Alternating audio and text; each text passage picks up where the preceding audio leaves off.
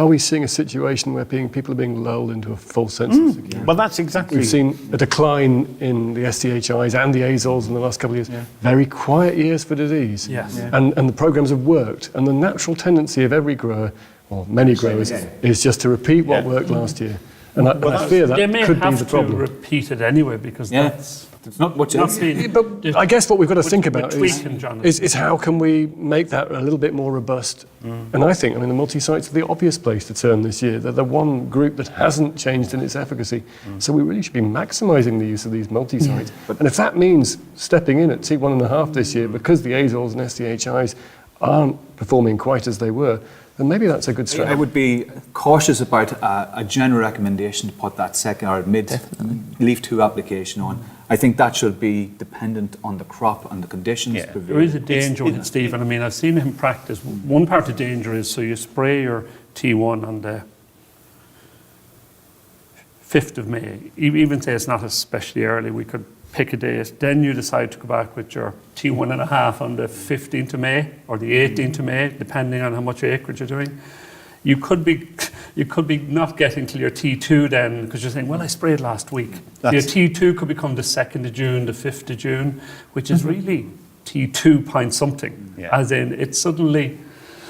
I think there is a danger, unless the farmer's really good at doing it and very organised.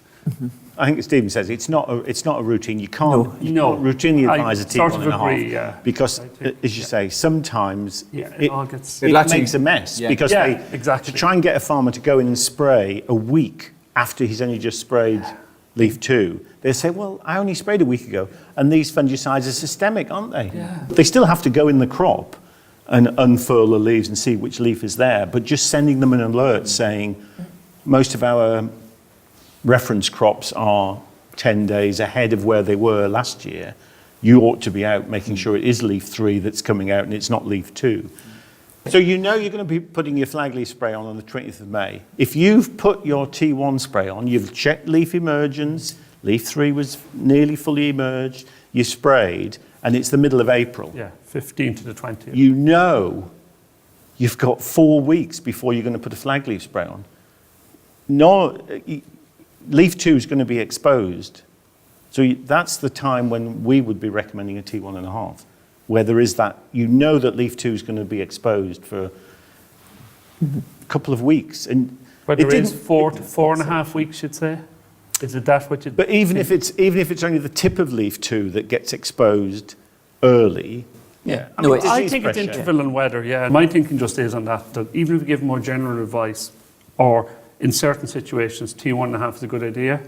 I think it's important maybe to say to people, it's in the context of exactly where we are now, knowing where triazoles and current SDHIs are, that we have these limitations in terms of their efficacy. Strongly, it should be the exception, and we know that these are not particularly responsive timings in terms of yield, and we also know these inserted timings are the ones that drive resistance.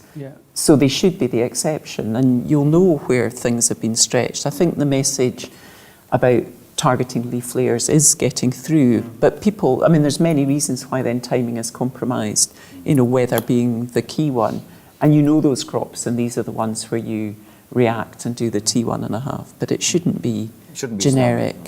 And I think the thing about, if we get more in the habit about talking about targeting leaves in wheat, and the timing thing, again, T0, T1, T2 is different growth stages in barley. So it becomes a bit fudgy. But I do think on wheat, people broadly now know that they're aiming at leaf layers.